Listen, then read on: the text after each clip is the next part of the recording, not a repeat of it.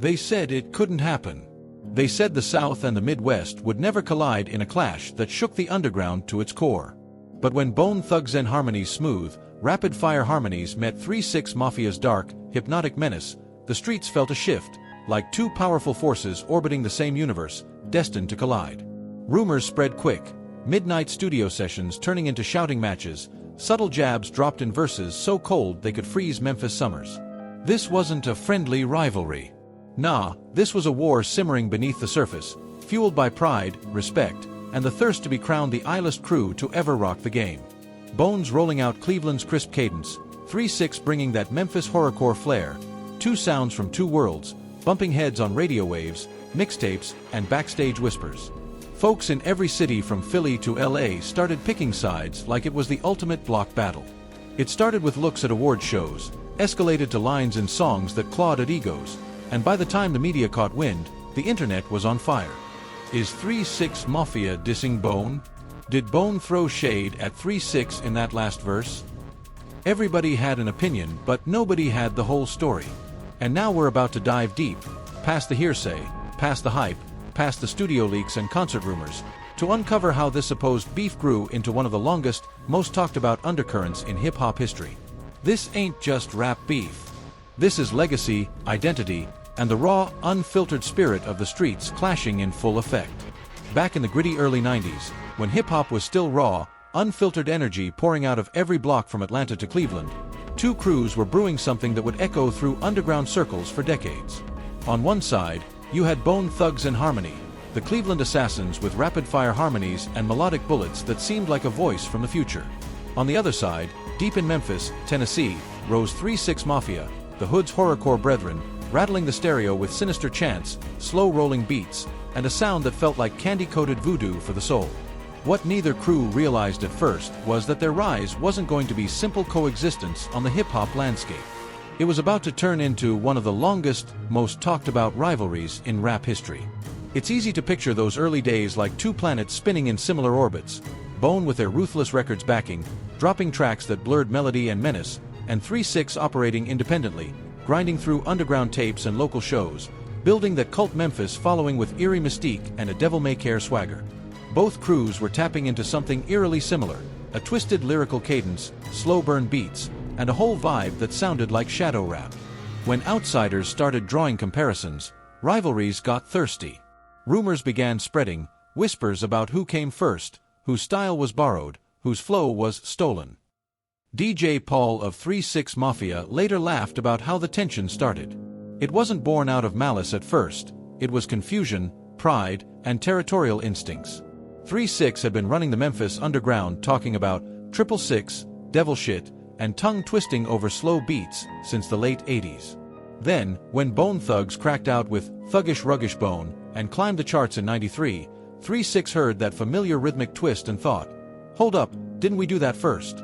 That spark of similarity ignited a misunderstanding that would inflate over the years.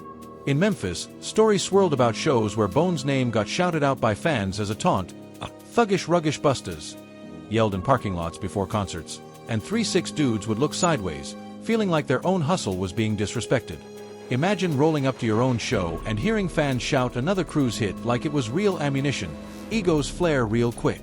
But at its core, this beef wasn't the kind you saw on wax with literal diss tracks aimed at violence. It was more about identity. Who invented the cadence? Who owned that balance between harmony and horror, melody and menace?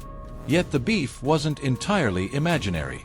In 1995, 3-6 Mafia dropped the EP Live by Yo Rep, Bone Dis, widely believed to be a shot at Bone Thugs' breakthrough style and success. The title alone was bold. This is our hood, our rep, handle it accordingly. That EP wasn't just music, it was a billboard in hip-hop turf wars. It was the South saying, "We see you," while claiming its own voice. From the outside, it looked like pure hip-hop war mentality. Two legendary crews, knee-deep in each other's shadows, pricking egos like cactus needles. But insiders later revealed a lot of the heat was hype. DJ Paul later said the whole thing was more of a misunderstanding than a vendetta. Neither crew fully knew the other's underground music at first, so they mistakenly thought their style had been ripped off. There were even minor run-ins when both crews physically crossed paths, but nothing ever exploded into full-blown violence. That's rumor mixed with reality, steam rising from pride, but no collision. Meanwhile, on Bone's side, Crazy Bone later said he didn't even understand what all the beef talk was about.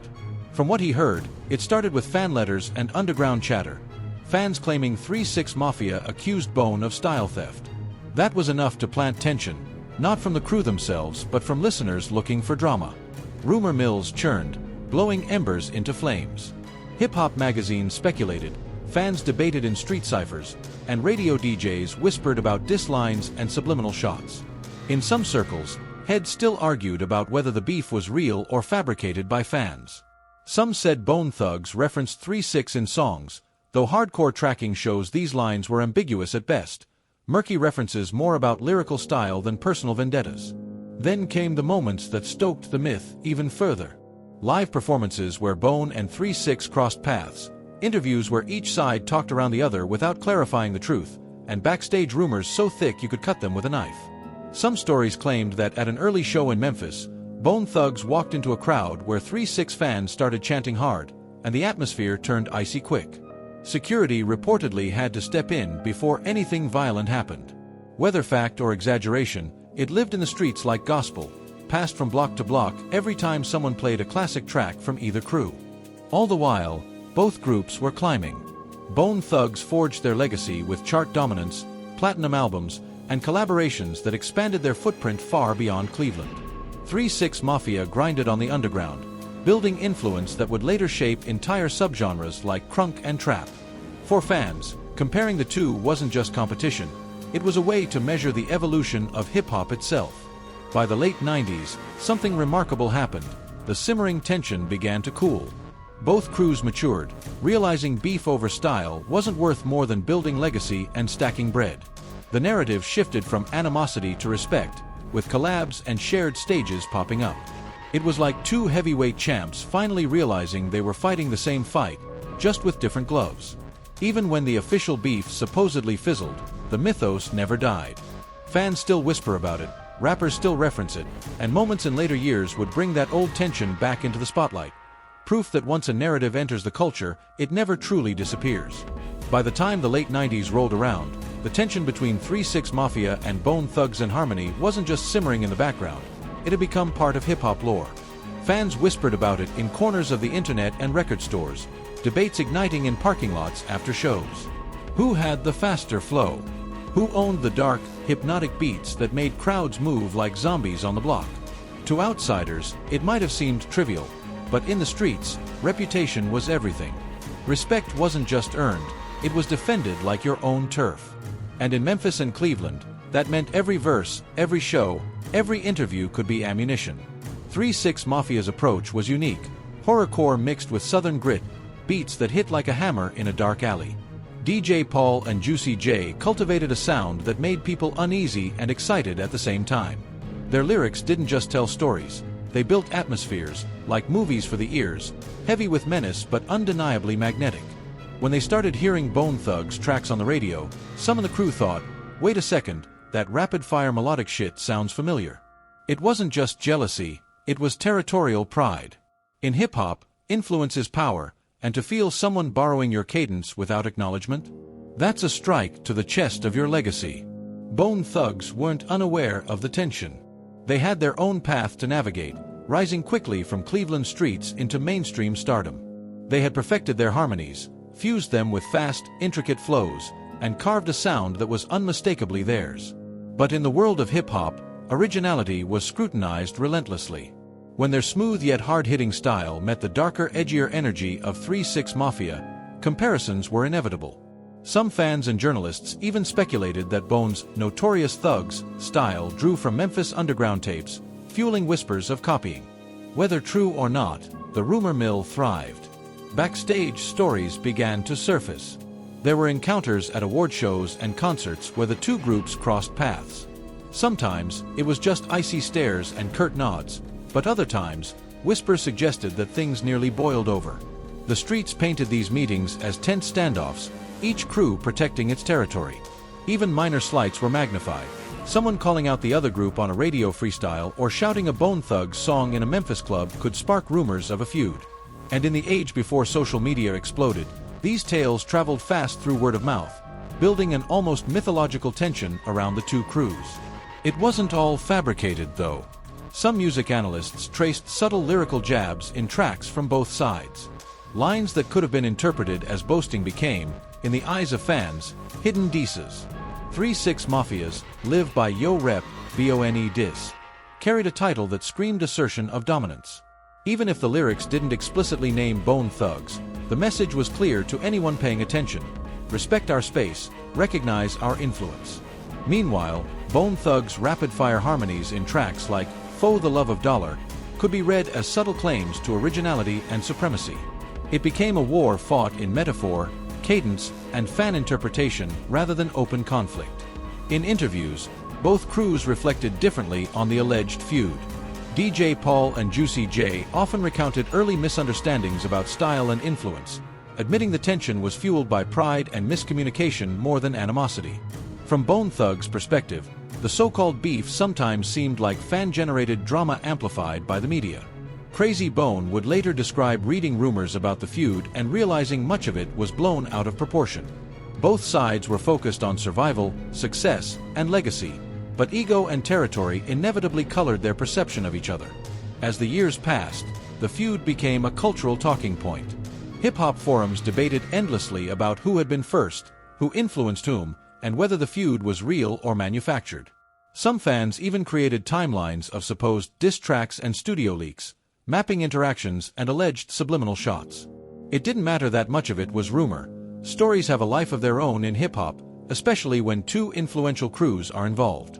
The myth of the feud, even more than its reality, became an enduring part of the narrative. Live performances fueled the fire as well. There were shows where Bone Thugs would perform in cities where 3-6 Mafia had a strong following, and fans would chant in anticipation of confrontation. On other occasions, 3-6 Mafia shows were rumored to feature nods or gestures aimed at Bone Thug style. The line between homage, influence, and perceived disrespect was blurry, and fans interpreted every gesture according to loyalty. In the hood, where music and identity are intertwined, those interpretations were often as real as the beats themselves. Behind the scenes, both crews were expanding their influence. Bone Thugs collaborated with artists like Eazy-E and Tupac, growing their reputation nationally. 3-6 Mafia focused on underground dominance, cultivating a following that would eventually help define Southern hip-hop. Despite tension, both were innovators, pushing the boundaries of rap in ways that demanded attention. But as their star power rose, the stakes increased. Reputation wasn't just about street cred anymore. It was about career longevity, album sales, and the loyalty of a growing fan base. A perceived slight could have repercussions beyond just personal pride. Fans often took sides, treating the rivalry as a full-fledged war. Cleveland supporters would insist that Bone Thugs' harmonies were revolutionary and untouchable, while Memphis loyalists championed 3-6's darkness and originality. Heated arguments spilled over into early internet forums and mixtape exchanges, reinforcing the idea that this was more than a misunderstanding, it was a battle for hip-hop supremacy. Even as both crews sought to avoid direct confrontation, fan perception alone kept the tension alive. Interestingly, while the feud simmered, there were moments of mutual recognition. Some industry insiders suggested that both groups had a grudging respect for each other's skill sets. Bone Thugs' precision and harmony, and 3-6 Mafia's eerie beats and raw energy, were both acknowledged as revolutionary. Even rumors of collaboration were tossed around, though logistical and stylistic differences often prevented them from coming to fruition. Yet the idea of collaboration existed, hinting at a potential truce that the streets weren't ready to fully accept. By the turn of the millennium, the narrative was changing. While the early misunderstandings faded, the legend of the feud persisted. Hip-hop media and fans loved a good rivalry, and the story of 3-6 Mafia versus Bone Thugs had all the elements. Clashing styles, misunderstood influence, and high stakes in both underground and mainstream arenas.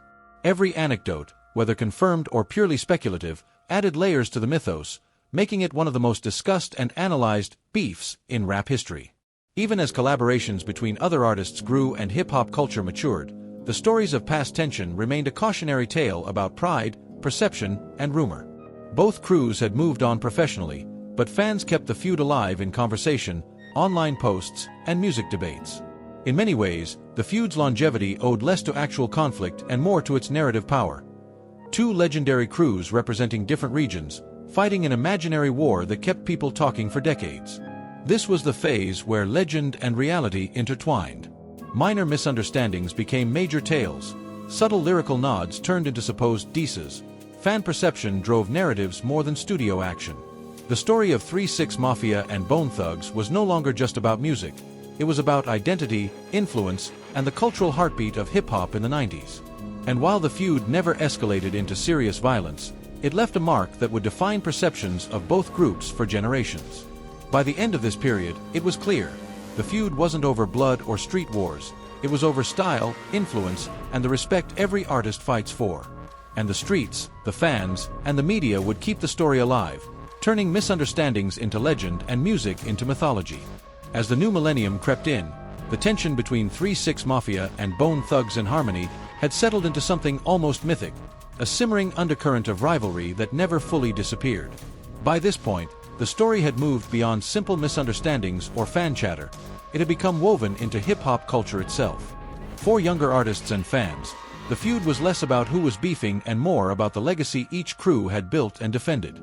The streets, the clubs, and the radio all carried whispers of old clashes, references to tracks, and coded lyrical nods that kept the narrative alive.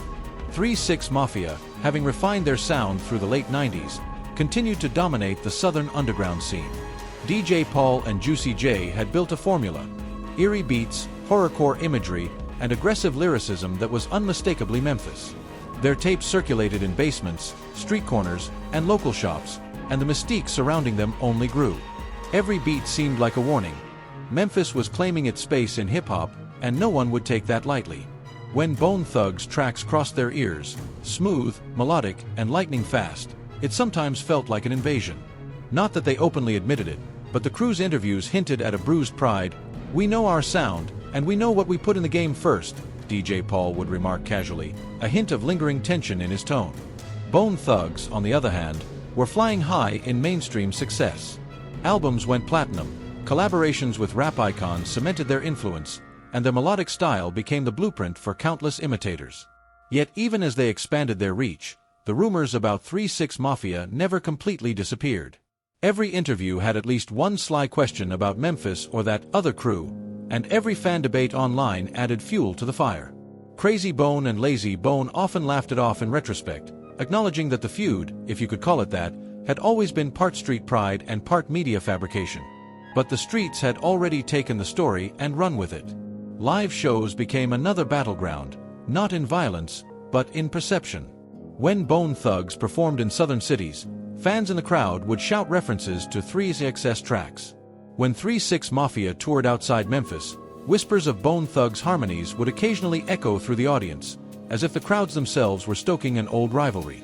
It was a psychological chess game played out in front of thousands of people, where every cheer, every shout, every nod could be interpreted as a claim to dominance. This was the kind of street-level tension that never needed direct confrontation to feel real. Behind the scenes, rumors of subtle jabs in music persisted. Tracks from both crews were dissected line by line. Bone's rapid-fire flows, layered over harmonies, were occasionally read as responses to 3-6's darker soundscapes. 3-6's lyrics, dense with horrorcore imagery and slow, menacing beats, were interpreted as warnings to anyone who thought they could challenge Memphis. Fans argued endlessly about whether subliminal dices were intentional, with some claiming the feud was ongoing even if both crews publicly denied it. The beauty of hip-hop rumor is that it can be evergreen, and this one was no exception. At this stage, both crews had also started influencing the next generation of artists. Southern rappers took cues from 3-6 Mafia's horrorcore beats and aggressive rhythms, while Midwestern artists studied Bone Thugs' melodic, rapid-fire flows. Some industry insiders joked that the beef was less a conflict and more a creative catalyst, pushing each crew to innovate while fans fueled the perception of rivalry. The narrative of competition drove attention, radio spins, and street cred alike. It became clear that whether real or imagined, this feud had legs far longer than anyone expected. The media had a field day during this era. Hip-hop magazines, early websites, and underground newsletters dissected every encounter and lyric for hidden meaning. Headlines hinted at conflict without confirming anything: Cleveland versus Memphis, Who Owns the Flow? Or Two Legends, One Shadow, the 3-6 Mafia vs. Bone Thugs saga. Fans devoured these stories like gospel, spreading them in schoolyards, at block parties, and over late-night phone calls. Every rumor, true or false, added another layer to the legend, and soon, the narrative wasn't just about music, it was about identity, legacy, and who truly shaped hip-hop's future. Some insiders suggested that a small part of the tension came from miscommunication and regional pride. Memphis and Cleveland were vastly different scenes. What felt like a homage in one city could be interpreted as theft in another. When 3-6 Mafia talked about pioneering horrorcore, they didn't expect fans to read it as a direct shot at Bone Thugs. Similarly, when Bone Thugs showcased their harmonies in mainstream tracks, the speed and cadence that had grown out of Cleveland streets were sometimes misread as borrowing from Memphis. The ambiguity fueled debates and kept the story alive, with each camp defending their narrative fiercely. Despite all the hype, there were moments of near reconciliation. Occasionally, members from both crews would meet backstage at festivals or award shows and exchange nods or even brief conversations. These glimpses of respect were never as widely publicized as the rumored beefs, but they hinted at the reality. The feud had never been as violent as fans imagined. It was pride, reputation, and creative tension packaged into a legend. For the artists themselves, maintaining focus on music and legacy was far more important than letting rumors dictate behavior. Still, the fans and streets kept the story alive. In certain neighborhoods, the feud became almost ritualistic. DJs would drop tracks from both crews in battles, block parties would debate the merits of each style, and the discussion became part of the culture. Even casual listeners, years removed from the original tracks, would reference the rivalry in debates about flow, production, and originality. The narrative transcended the music, morphing into a generational tale about regional pride and artistic ownership. By this period, it was clear that the longest beef moniker wasn't just about years, it was about persistence. The story had survived changing trends, new genres, and evolving hip-hop culture. From cassette tapes to CDs to the early digital era, the legend adapted, always ready to ignite conversations among those who cared about streets, beats, and bars. The feud's endurance was less about hostility and more about myth-making, proving that in hip-hop, stories often outlive the events that inspired them. Yet the tension, real or perceived, did have an effect on both crews' music. Some argue that Bone Thugs' increasingly melodic tracks in the late 90s were sharpened by the subtle competition from 3-6 Mafia, while 3-6's expansion into darker, more complex horrorcore beats reflected awareness of the rapid-fire precision in Bone Thugs' flow. Whether conscious or subconscious, influence and rivalry fed into creative growth, demonstrating how competition, even rumored, can elevate artistry. As the 2000s unfolded, the feud began to fade publicly, but the myth remained potent. New generations of rappers and fans studied the era as if it were a blueprint for hip-hop dynamics. Two highly skilled crews, regional pride, media hype, fan perception, and a mix of rumors and reality. It became a lesson in how artistic clashes, even if largely exaggerated, can define reputations and inspire innovation across entire regions. Both crews had grown, evolved, and left indelible marks on hip-hop. The tension that began with misunderstandings, rumors, and territorial pride had matured into something almost legendary, a symbol of what happens when two influential forces push against each other without ever fully colliding. The streets had chronicled it, fans debated it, and the music carried the echoes, ensuring that the story of 3-6 Mafia versus Bone Thugs and Harmony would never be forgotten. As the 2000s matured, the so-called beef between 3-6 Mafia and Bone Thugs and Harmony had entered a new phase, less about active rivalry and more about legacy, influence, and the street stories that refused to die. By now, both crews had cemented themselves as pillars of hip-hop.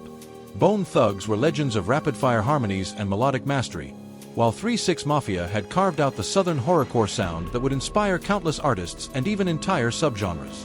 But the streets and the fans never let go of the narrative. Even when the public feud appeared to cool, the rumor-fueled myth lived on, whispered in clubs, ciphers, and mixtape exchanges. Despite the apparent distance, subtle jabs and lyrical maneuvers continued to fuel speculation. Every verse, every new track, every collaboration became a potential chess move in an invisible game. Fans dissected bars for subliminal shots, debated the order of influence, and played favorites. For many, this beef was about regional pride as much as artistry. Cleveland and Memphis weren't just locations. They were battlegrounds of sound, style, and legacy. The rivalry became a lens through which hip-hop audiences could measure authenticity, innovation, and street credibility. During this period, both crews also began interacting more with a wider network of artists, further complicating the narrative. Collaborations, guest verses, and industry parties became stages for indirect commentary. Even if the artists weren't directly addressing each other, allegiances and wordplay made every song a potential statement. Fans interpreted references, shout-outs, or lyrical braggadocio as either homage or disses. The gray area between respect and rivalry was the perfect breeding ground for legend, and the story of 3-6 Mafia versus Bone Thugs became almost mythological, a saga that existed as much in perception as in reality. Some insiders argue that this period also marked a shift from active competition to strategic positioning. Bone Thugs and 3-6 had both survived the turbulent 90s and were now managing their legacies. Every move mattered. Album releases, music videos, and interviews weren't just promotional tools. They were statements of relevance and dominance.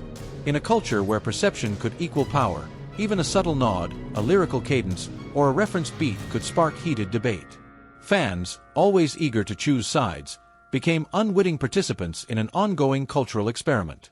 By this time, the media had learned how to keep the story alive without confirming a literal feud. Articles, forums, and early online blogs treated the rivalry as a narrative, blending fact and rumor seamlessly. Each crew's achievements were contrasted, each stylistic choice analyzed, and every public interaction scrutinized. Even casual fans became analysts, parsing lyrics and interpreting performances as evidence. The streets, which had once sparked the tension, now amplified it into legend. Live performances remained a subtle battleground. Fans would attend Bone Thugs concerts and chant references to Memphis or 3-6 tracks, intentionally stoking the myth. Similarly, 3-6 shows featured audiences chanting about Cleveland, Bone Speed, or past hits. It became less about hostility and more about pride. Fans wanted to see their heroes dominate in perception as well as in music. The feud had transformed into a cultural dialogue, a game of influence played across stages and stereo waves rather than streets and studios. During this period, several attempts at reconciliation or collaboration were rumored but rarely confirmed. Industry insiders hinted at meetings, mutual nods backstage, and possible joint projects that never materialized. It was as if both crews recognized the futility of prolonged conflict. Real influence lay in music, legacy, and expanding their respective sounds. Yet, even without public collaboration, the idea of mutual respect grew quietly. Fans noticed subtle acknowledgments in interviews or rare interactions at award shows, hinting that the feud, while legendary, was not a personal vendetta. Meanwhile, the younger generation of artists began emerging under the influence of both crews. Southern rappers drew inspiration from 3-6's horrorcore beats and Southern grit, while Midwestern and West Coast artists studied Bone Thugs' rapid harmonies and melodic delivery. Even in the streets, aspiring rappers and DJs used the rivalry as a benchmark, learning from the contrast between two of hip-hop's most innovative forces. The feud had evolved from conflict into a masterclass in style, strategy, and influence. In retrospect, the feud's longevity can be attributed as much to perception as reality. While there were moments of tension, much of the story was fan-driven, media-amplified, and legend-fueled. Yet, the influence of both crews is undeniable. The myth kept them in public consciousness, ensuring that hip-hop audiences continued to engage with their music and compare styles. It also reinforced a fundamental principle in the culture: respect, originality, and regional pride are everything. By the late 2000s, hip-hop had changed, but the story of 3-6 Mafia versus Bone Thugs continued to resonate. New fans discovered old tracks, debated the original feud, and marveled at the innovation both crews brought to the genre. The narrative became a part of hip-hop history, a lesson in how rumor, pride, and artistry can combine to create something that outlasts its participants. The beef was no longer a threat or a confrontation, it was a cultural touchstone, a story repeated in studios, ciphers, and fan discussions. The streets, however, never forgot. Conversations about the feud resurfaced at parties, in club debates, and on radio shows. Every new generation of hip-hop fans treated it as a rite of passage, dissecting flows, debating influence, and arguing over who truly had the edge. The feud, in this sense, became a bridge between eras, connecting the golden age of the 90s with the modern soundscape of Southern and Midwest rap. Even as the rivalry cooled publicly, there were occasional sparks. Unreleased tracks, rare performances, and interviews hinted at subtle acknowledgments or playful digs. These moments reminded fans that the story was still alive, even if the crews themselves had moved on to other ventures, collaborations, and business opportunities. The myth persisted, and in hip-hop, myths often carry as much weight as reality. This saga demonstrates that the longest beef in hip-hop history was less about hate and more about influence, perception, and legacy. Both 3-6 Mafia and Bone Thugs and Harmony pushed each other, intentionally or not, to innovate and define their respective sounds. Their story shows how rivalry, real or rumored, can elevate artistry, shape regions, and create legends that last generations. By the time the 2010s arrived, fans were no longer debating active conflict. They were celebrating the combined impact of two crews who had defined eras, inspired countless artists, and shaped the culture forever. The streets would remember, fans would debate, and hip-hop historians would continue to tell the story. A tale of rapid-fire harmonies versus Southern horrorcore, Cleveland versus Memphis, perception versus reality, and a feud that became legendary not through violence but through influence, rumor, and unrelenting passion for the craft. Now that you've heard the untold story of the longest hip-hop beef, 3-6 Mafia versus Bone Thugs and Harmony, you know it wasn't just about bars or beats. This was a saga of pride, influence, and legacy that shaped the streets and the culture. Every verse, every track, every rumor fueled a narrative that lasted decades, proving that in hip-hop, perception is as powerful as reality. The streets talked, the fans debated, and the music carried the echoes of a rivalry that was as much about respect as it was about competition. But the story doesn't end here. Hip-hop is alive, and so are the lessons from this legendary feud. It's about innovation, claiming your space, and never letting anyone disrespect your craft. It's about understanding the roots, the regions, and the hustle behind every iconic crew that paved the way for the artists we love today. So, hit that like button if you're vibing with this story, share it with your crew, and drop your thoughts in the comments. Who do you think had the edge in this legendary saga? And don't forget to subscribe, because the streets always have more stories to tell, and you won't want to miss a single one of them.